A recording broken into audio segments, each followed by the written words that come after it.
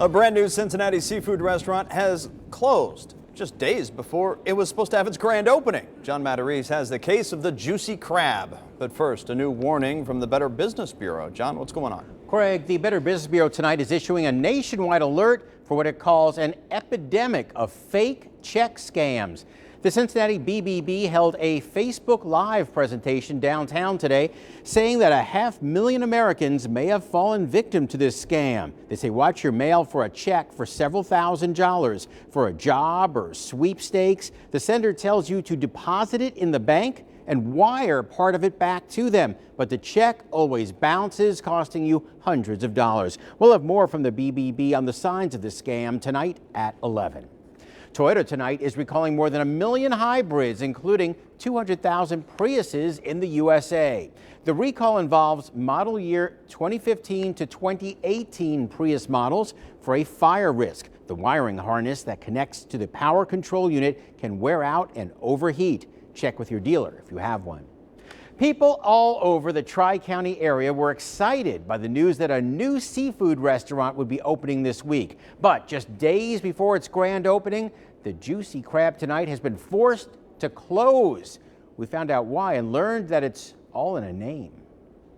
The Juicy Crab sounded like a great name for a seafood restaurant in the former IHOP in Kemper Road in Springdale.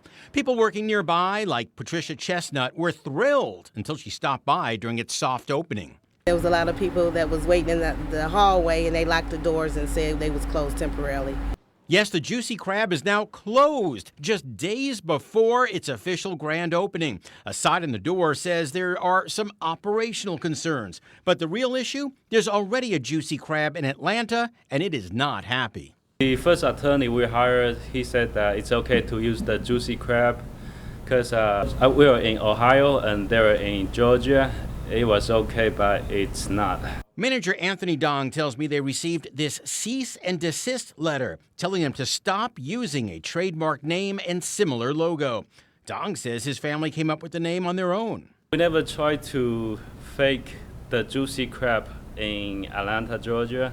But the different lettering was not enough for the Georgia company, which calls the Cincinnati restaurant a fake Juicy Crab. So Dong has agreed to change the name to the Cincinnati Crab.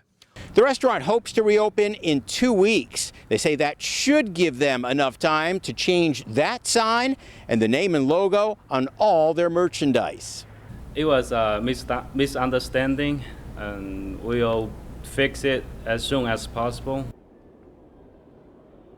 Assuming there's not already a restaurant called the Cincinnati Crab, the fresh crabs and lobsters should be boiling in 2 weeks.